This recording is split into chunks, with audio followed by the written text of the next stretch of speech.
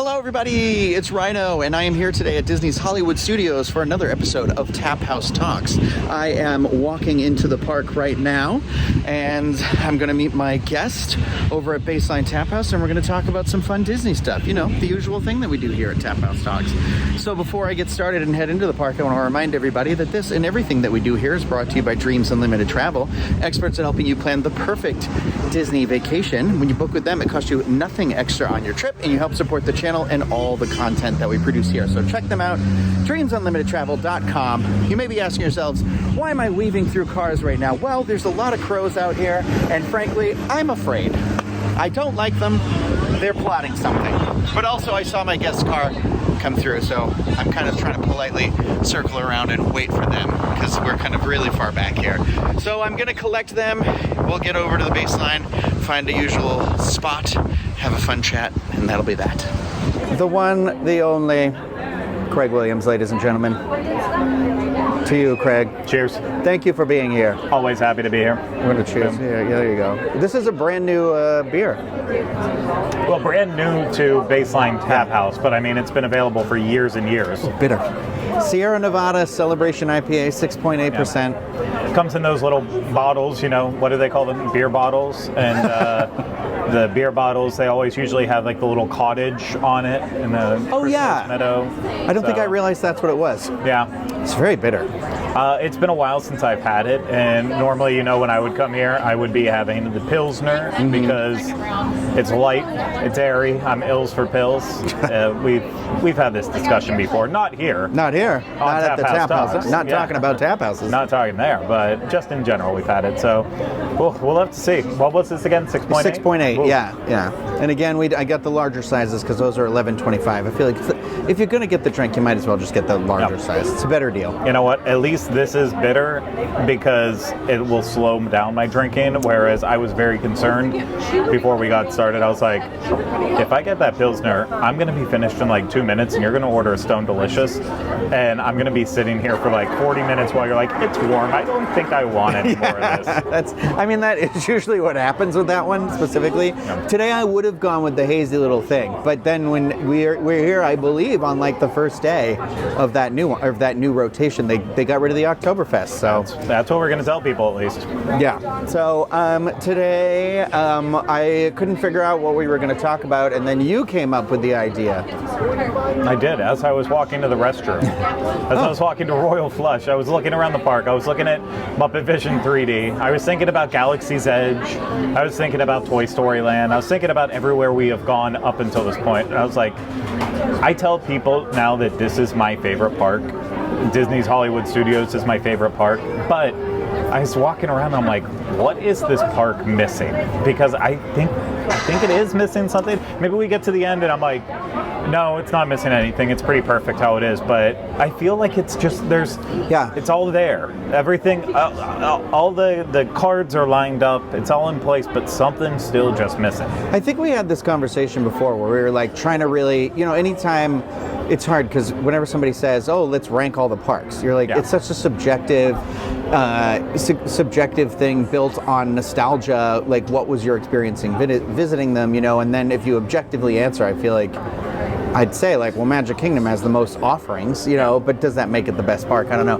But I feel like, ironically, the park that I used to like the least, which was this, because I worked here, I feel like this has become the park I spend the most time in, and I think a big part of that is because of that like baseline atmosphere where it's got the, you know, the Edison bulbs, the nice music playing, and it's just on a good weathered day, it's a great place to sit. But you're right, like, and then obviously Galaxy's Edge, I think Rise of the Resistance is like one of the best attractions at Walt Disney World, if not the best attraction. And then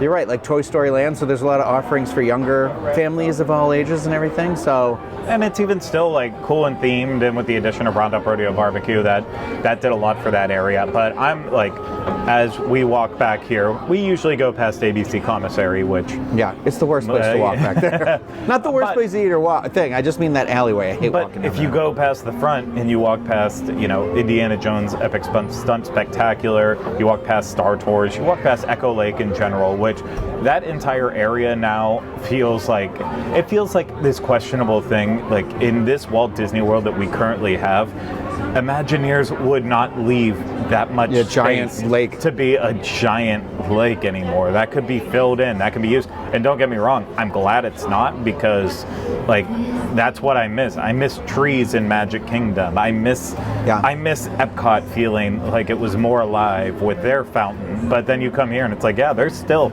literally just a giant pond for absolutely no reason whatsoever. I think that's kind of the thing where I like, especially right now with like Epcot, where I was like, I don't like Epcot as much because it's just cement city when you walk in. Yeah. And like, yeah, some of the trees are starting to show up on the other side of the construction walls, I noticed, of that area that they're building. But it's like, I think you're saying that, and I'm looking around, and I'm like, maybe that's one of the charms of Baseline too, is it's got the tree growing out of the middle of it, and like there's a lot of foliage right around us, and then tree. you know, a good tree. It reminds me of, what's the place in the airport that we like in Terminal A?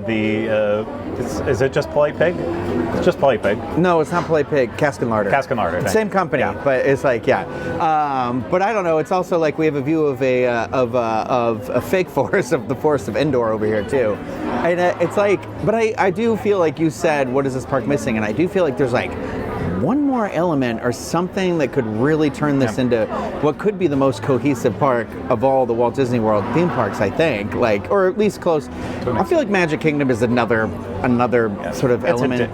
It's a different thing overall. And with this park, like, I mean, obviously there are outdated attractions that I don't even want to focus on that. Like, yeah, you and I can talk about Rock and Roller Coaster converting to the Electric Mayhem or Powerline over and over again until we go blue in the face. Like, we've had that discussion before.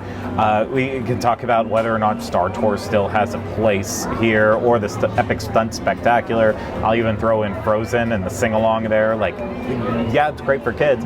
You have Beauty and the Beast live on stage. You have a lot of stuff that could easily be changed out and refreshing this park in a way. But I'm talking even beyond that. Like, something feels off. Like, and I think it hit me as I was walking to the restrooms by Pizza Rizzo.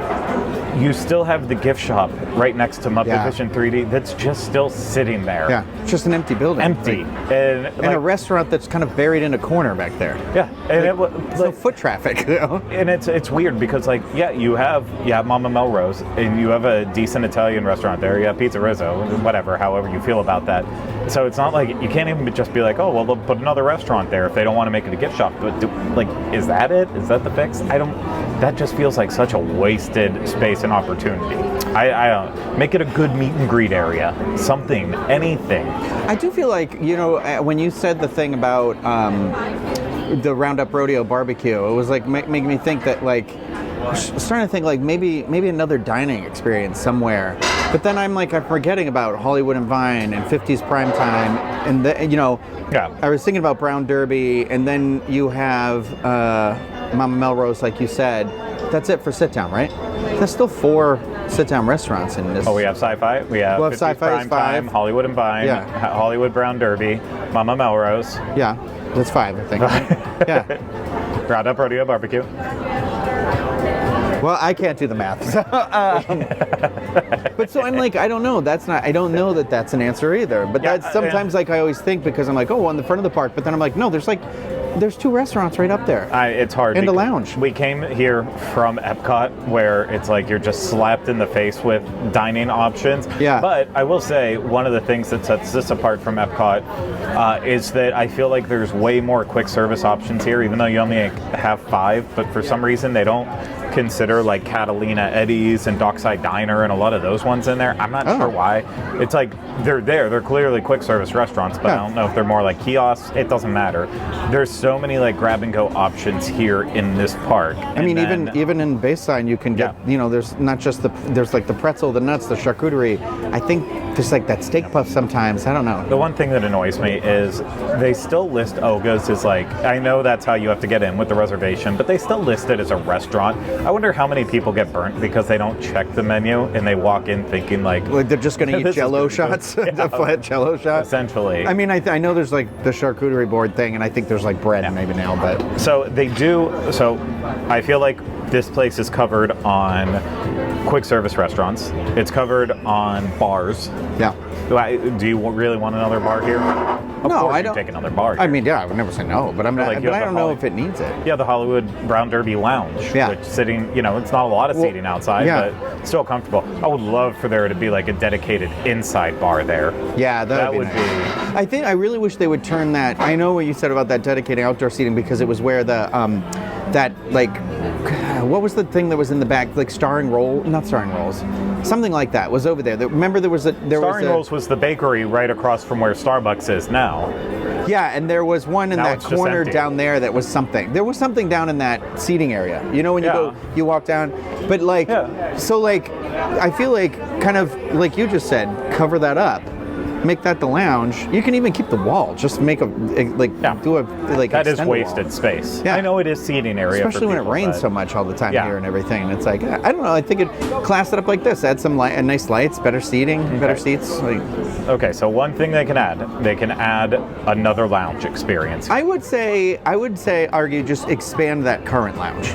Keep it that, because you know what I mean. Like, I feel like we have the Jollywood Nights experience that's going to be there this year. Yeah. So I feel like having expanding that sort of just like fast casual aspect of it, or not fast casual, but like, it's not quite sit down, but you can still go and get the Cobb salad and a drink and whatever. Yeah. Be done with it. But. Something over there for sure. Maybe that's what it is. Maybe there's a lot of like little dead spaces. Yeah. You know, you said the lake. I mean, The lake is a dead space. I still think the lake, and we already said it. Like, I think that whole area, the lake, the Indiana Jones stunt show, and then Backlot Express up to Star Tours, like kind of that whole space. You could level that and make it, I think, a land. Here's the hard part. In an ideal world, when Disney threw out you know what, we could put Indiana Jones in Animal Kingdom and have that replace Dinosaur. I almost wish that would have been the test bed for saying, is it worthwhile for us to finally demolish Epic Stunt Spectacular and put Indiana Jones Adventure in that space? Because I still feel like that belongs there more than it does with Animal Kingdom. Yeah, I think Dinosaur is still a fine ride, and it's not about Animal Kingdom here, but I'm saying okay, we have Star Tours there, we have Indiana Jones, you have a lake that does nothing except house Gertie, and you know what? I would miss Gertie. But Pick her up and move her. She can go somewhere. Put her out. You know where she can go? The she should parking be lot. out. No, not even the parking lot. Although that would be fun. It'd be very like Pee Wee Herman. But I was thinking she can be right out front. Where it says Disney's Hollywood Studios, where the ticket windows are. Put her out there, where they're mouth right by put it in the letter down. Even better. Put her in front of the Chinese theater, right in front of Runaway Railway. Got it. And then make her a pin trading station. Exactly. We're onto something here. We're going to get there with that. And then you'll put Dockside Diner right there too. So you'll have a random boat sitting right next to a dinosaur, blocking that entire area. It's win-win. Called Typhoon something. I feel like you could. Well, move the boat to Typhoon Lagoon, and then it will be open half the year. But so that area, it's hard because then you still have 50 prime time. I feel that still serves a purpose as well as Hollywood and Vine. But do you take that area? Do you bulldoze everything? Take that space? Goodbye, Mickey shorts, all that, and you finally input Marvel in Mickey here. shorts too. Yeah. Well, that's the thing. I don't know what any of that looks like, and then that whole debate is what's going on at Universal Studios versus here. But I feel like we've gotten so far past that now where it's the Marvel Universe is so expanded. You're telling me that you can't pick characters that aren't there, and we have a Guardians of the Galaxy attraction now. And what's the other Marvel presence out here? Is it just Guardians? Guardians. Jeez. But we had Doctor Strange meet and greet here before. I don't know if that falls different. But. Yeah, and that was that weird gray area where everyone was like, can they do this? Yeah. And because it was so limited, it felt like, I don't think they were allowed to do it, but they tried to get away with it. They were just hey, maybe nobody will notice. Yeah. And then that translated to Disney Cruise Line, and now, obviously, that's also a part of Disneyland. So we did get to see the progression. Honestly, I'm going to throw this out here. What we're missing, a show I don't love. And we could have been talking about it right now. Mighty Ducks Game Changers. Big Shot, starring John Stamos. You can easily make a Loki TVA attraction without featuring Loki at all with it. So are you just going through the different like branches of the universe? Absolutely, and it's hosted by Mobius, so you bring Owen Wilson and even more. Good job! Wow. We've got some stuff to have Ki Hye Kwan stand in the back. Never gonna believe it. I feel like he does a good head shake. He'll do that. No one ever comes to visit me. I just can't look at it. Yeah. So, and I mean, you have enough characters. I feel like that show has established enough characters there, and then also maybe one step forward too from it. Could they use Sylvie? Could they? Could they use Sylvie? Yeah. They could. I mean, remember that villain? Well, yeah, like, do variants count? No, I don't think so. I don't know. Yeah. I mean, you know what's so then interesting you can about still keep her in there, and that way you still have a connected character, just not Loki itself. Well, and I like what you're suggesting too, because it also makes that attraction feel a little more evergreen. Yeah. Because even though the TVA is like, you know, it's very much what's going on in the MCU, like kind of right now, it is that time travel, but it also allows for that like ever shifting. Yep. So like if you can do something similar to like how Star Tours keeps adding the adventures in, I mean, I don't know if they go that route, you know, but like it just feels Oh like. my God. No, that's what I'm thinking. Like, just insert new adventures every time a show's coming out. You know, and they could just we could literally. We could have went to Egypt for Moon Knight. You still have the randomizer though, with the different timelines in the vehicles. And like, Miss Minutes is the one being like, "Hey y'all," pops in and out of it. Well, I don't know. I'm not caught up yet. So okay. I don't know if you want to get her involved. Shady character there. So we have that handled, and I'm going to say something that probably Disneyland people are going to be mad about. I'm sorry. The Captain America musical, Rogers the musical, coming back. It was not great. Okay. It was not great. I don't think it was super well done. And by the time we made it to that show at Disney California Adventure, they couldn't even fill a third of the theater. Yeah, and you could we were basically there during walk a in, busy right? time. Yeah. And yeah, you could walk in and sit in the front section. So I'm proposing, if you use that entire area for Marvel, bring it here. Give it a place. It deserves a place somewhere. Still, they worked hard on it. Can't do Captain America though. Oh yeah, they can. Because he's like in that weird scaly costume. Yeah, that's a shame. I'm like, yeah, that's the tough part. Is that, and then I'm like, where does it extend to? Because like Iron Man's like picture is there. So like, I mean, they could rework. Now they could do a musical still with Marvel and put it in the Frozen theater, so you're not destroying that theater. Oh, the Frozen theater. So, I was saying, okay, yeah. Yeah, I forgot about that. They got to do something in that theater though, for sure. You know, honestly, the Nightmare Before Christmas like sing along that's coming out for Jollywood Nights could also be cool. Or is already out. Like, I would imagine going to see like a 30-minute live action version. The movie's only 65 minutes long. Condense that down, you know, and with what we have with like the projections with I mean, we even saw it in Captain America, I feel like. I'm trying to think, there was a different show, or with the stunt show was doing it, with those sort of like screens. You could do, but imagine, because we'd have the Sally meet and greet, we have the Jack meet and greet, so we know they've got costumes for some of that. Yeah. You know, obviously some will look different, but I even do it like a puppet show, like Disney Junior, but something there would be cool, and I feel like that would have a big stretch of time at least. Like, I mean, or you put that at Disney Junior. I think that Disney Junior is still necessary in a way, but you have the animation courtyard. Start celebrating animation more. Why is Launch Bay? I was just going to say, I feel like that's a whole other area we didn't even think about. Little Mermaid's theater is sitting empty over there right now, too. They could bring back that show and update it on that new movie that came out called The Little Mermaid. You hear about it? Yeah, I think so. Okay, I'll retract then. I'll say still do Rogers, but you can't have the other characters. You can't have Captain America, so you end it right before Save the City. The best number in the musical. So it becomes, take out the 11 o'clock number. It becomes a 10 o'clock, a 10-minute show, and then you pick it right back up when it's old Captain and young. But you Steve never say their names either. Yeah, you never say it. It's very like vaguely hinted at. Yeah, or you just change one name and Steed. Okay, Steve Bonnet. Steve Bonnet. Yeah, we'll just get an Our Flag Means Death show going here. But Gentleman Avenger. I was just thinking though, the trolley show they used to do with Mickey Mouse at Suitcase I know and a that's Dream. the 20s though. where it's supposed to be like in the 20s, but like, you know, I mean, this this is park, that front Hollywood of that of all park ages. is supposed to be like 50s. Yeah, so like something like that I feel like could play pretty well here. Something with Mickey. Yeah, it absolutely could. I mean, Mickey was lacking in Walt Disney World and as an attraction in general until Runaway Railway. So always throw in a little bit more Mickey, but I don't even know if that's the way to go with it. I don't. That's it. It wouldn't hurt. I feel like I feel like the testament right now is that we only talked about that one area, and now I'm thinking about being like, I forgot about the Mickey Shorts building. I forgot about Animation Courtyard. So there's like some pretty heavy real estate here that could still be having something. Yeah. And imagine if they've just got one, not even an A ticket or E ticket, maybe something that's just like a C ticket, something in there. This park could be like the park. Like It could.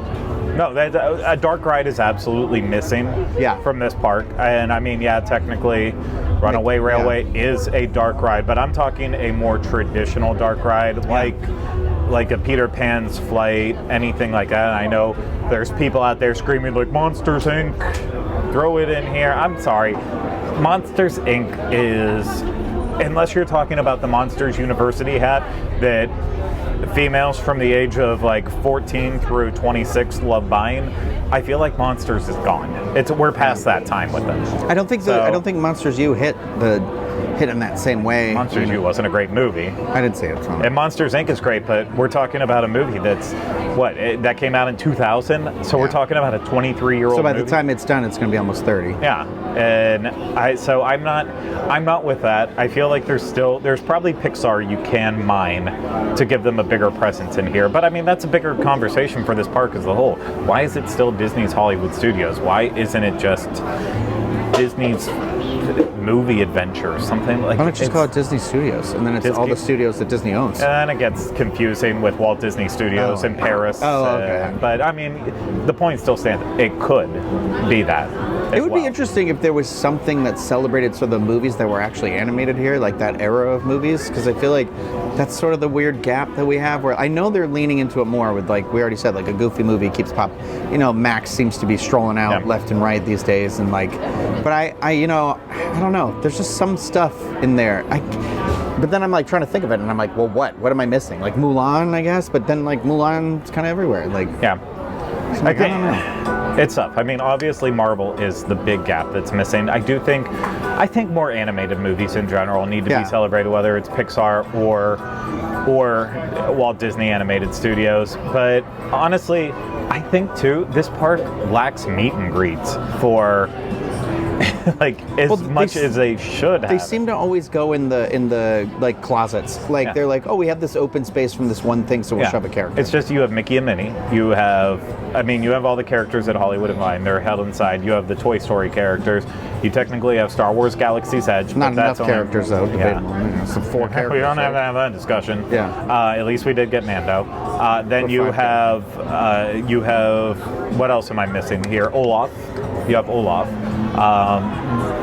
He's there. Is Sorcerer Mickey here, or is it just regular Sorcerer, Mickey? Yeah, you have Sorcerer Mickey, and then Minnie's wearing her outfit. Who is somebody is inside of One Man's Dream? Right now, it is Ariel. Is Ariel from the live-action Little Mermaid still in there? Correct. Okay, I thought for some reason as of last week when I was in there, she is still in there. So you do have that, and so I'm counting up. There's obviously a lot, but I still feel like they're all in these different areas. I mean, I'm describing meet and greets, and then you have Disney Junior ones out there, and you have Star Wars ones in there. Okay, there's a lot. Maybe it's just I'm not interested in the characters that are offered here. I would maybe like to see a little, and all the Pixar. Well, I feel like with this park, there's a lot of characters. Yeah. I take it back.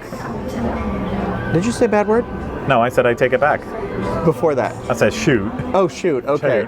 Lightning McQueen. Just like my friend Tomater. Yeah. Why? Yeah. How do my best friend? How does Cars have a full land in California, and here we have a racing academy? Well, we know that we had him here because he used to come out for Lights, Motors, Action. Mm-hmm. So I'm like, he's floating around here somewhere, driving around somewhere. But I think maybe there's. Maybe it's just like things aren't showcased the best way they could be. Because I like the center of the park. Remember when they had the Star Wars stage that would come like out and they do that weird, like where they were trying to, I'm not saying bring that back. I'm just saying. Please don't. But like. Nor do you bring back Captain Phasma just walking through the park. Yeah, that was also so weird. And you're like, what's going to happen? What's going to happen? Good thing that Nothing? panned out. Okay, yeah.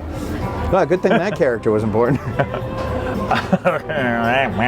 No, but you are right. There's something missing there. I feel like, even in nighttime spectaculars, like Fantasmic, I'm glad they updated it, but I still feel like, I don't know, with fireworks at Hollywood Studios, I know that Galaxy's Edge kind of ruined all that, but I felt like that, to me, was almost a bigger showstopper than Fantasmic. Something about that theater still just feels so big and so distant. I don't get that warmth of a show at night. I'm sitting there like, these benches are not comfortable. I think I'm just at that age now too, where it's really hard to sit on like those like bleachers. Like it is. It's just, like when we did the Nightmare Fuel at Universal Orlando, which is a 30-minute show. I was like, oh god, my back, and it was so tight. And then that's I think why ultimately why I don't go to Phantasm more, because I was like, it's like a gigantic theater that holds like more than 5,000. Sitting on the ground for Disneyland's on that hard concrete. I'm like, yep, let's go. Yeah, this is good for my back. Yeah. I don't know. I'd like to see the fireworks show for sure come back. I mean, we know True we're getting fireworks. like something cool. I don't know. I mean, obviously something cool. What a stupid thing. I know to say, our friend Brooke would be like screaming right now. Bring back the Star Wars. Yeah. It's like, it was cool. Just incorporate the cool elements of that into a new show. Yeah, it forgets that everyone that comes here isn't a Star Wars fan, and as much as I am, no, I agree. Let's be real. There's still people who say this park is a half-day park, and that's what partly generates this conversation about what's clearly missing, what isn't resonating. Is it any of the things that we talked about yet? I think it needs something like Star Wars weekends again. And I know we just said not everyone's a Star Wars fan, but I'm just thinking like Epcot has its festivals, and that sort of fills in the gap with that being like, what do kids do? What do you do? Like, I mean, no, kids aren't drinking wine and stuff like that, but the food element adds like extra stops, extra things. And then I'm like, Animal Kingdom has so many animals and the safaris and everything, and so like here I'm like, I think it needs some sort of a celebration, like something special that happened. Like when I worked here, there was the soap opera weekend, that Super Soap weekend they used to do. There was Star Wars weekends. Maybe that was it. I feel like there was something else too, but I remember like people would line up and it'd be crazy, and it was like so many things in so many areas of the park, and this park never felt more alive when it was like doing that. It's weird too. I know we're not really getting anywhere with this conversation, but there's parts of it that like I'm really struggling to like get a grip on all of it too, because I'm like, I still love that even with the immersion that they added in this entire park with Galaxy's Edge and Toy Story Land. You can argue on the immersion there day and night, but there's still so many moments in this park where you're looking at an outside that's kind of plain and boring, and you walk inside and you are truly transported into a different environment. Like if it is with Star Wars, you're walking from what is just a built set from back in the heyday of Hollywood Studios, and you get into that first room with R2 and C-3PO and the Star Speeder there, and it's like you forget that you were just outside and that what it was beyond. And we're sitting just steps away from Sci-Fi Dine-In, where you walk in and you're like, this is truly incredible. And I'll throw Primetime, Mama Melrose, if you haven't been in there, it does that too. Haven't, actually. I think there's so many little moments like that where you walk in and that space takes you away to somewhere else without the entire land doing it. Because like obviously, I think Rise of the Resistance is a good example of it too, where you're in that land. It feels like you went somewhere else and because came back. They add that into the show. So that's what I think I want to see more of here, where I don't care if they go with the old studio style here. When I walk into a space, I want to be like, holy cow, I am somewhere that I can't imagine where I just came from, that I got in here. And that's like, does Launch Bay do that? Absolutely not. Does Tower of Terror do that? Yes. It feels like another time, another place, and that's the thing, and I maybe that's the problem. Maybe everything is just also geared toward being like, oh, well, it's going to be a land. Everything's got to be a land. And maybe it is just like, okay, well, we just want one Indiana Jones attraction, and then add like a lounge or something with it, and then, we want the one. It keeps coming back to Animation Courtyard now, where I'm like, there's enough space there to have like 1, 2, 3 different attractions that could be about 3 different animated films. Yeah. And then it would be Animation, Courtyard again. And I don't know what it is. I don't know what it looks like. I'm not an Imagineer. I don't know the space. I mean, maybe that's what this park is missing, is that Magic Kingdom in the different lands transports you to a different time in a different place. And Epcot does that, at least in World Showcase. There's still a little bit cohesion issue with the entire front of the park. But we know Epcot's not perfect. Animal Kingdom, I think that also sends you into at least a different place, if not a different time. This park, I feel like, is more closer to Epcot, where it should fully embrace that, send you to a different time and a place. And I think that maybe that's what it is. This one still keeps you. It still feels like they exist here and today. Yeah. Maybe that's what it is. It still feels like we're still anchored somewhere. Yeah. It's not they don't need to change a lot. They just need, I feel like, well, that's the thing is this I know, keep being a dead horse with Baseline Tap House, but it's one of those things where I was like, this little pocket they did. It's just, that's what I like about it, is it makes me just feel like, oh, I'm out of it, I'm relaxed and whatever. And then, Galaxy's Edge is a whole land. But those little things, I'm trying to think of like the newer stuff, Mickey and Minnie's Runaway Railway, so clearly everything that's kind of being plopped here lately seems to be getting that idea. And I love this park. I miss certain elements of it. Of course, I miss the Streets of America. I don't miss the backlot tour like you. I don't miss it. I still have nightmares about falling in that water tank. I don't miss LMA like you do. That's for sure. I can hear that music in my sleep. I love still so much of this park. I think what bums me out is when I hear people say like, yep, Hollywood Studios number 3 or number 4 for me. No. Epcot's a number 1, and I'm like, no, what? Yeah. Sorry, I get Benny. it. Guardians of the Galaxy is a great ride. It's a great ride.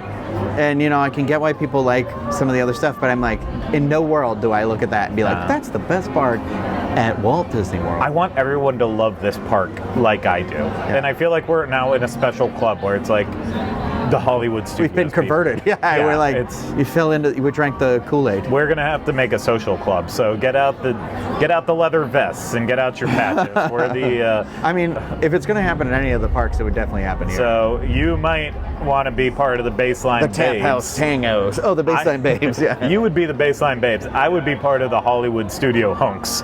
And, so you'd have all like... Just like a hook? Yeah. Like a Captain. Danny Zuko would be with me. You would get Sandy. Sandy? Well, no, Danny's with me. Yeah, okay. Sorry. Stud. Sorry. But yeah, I want people to appreciate this more. So that's why I can recognize not everyone does. And maybe there's people out there screaming right now like, no, we love this park just as much as you. But it's from what I hear from people, it's like, yeah, it's okay.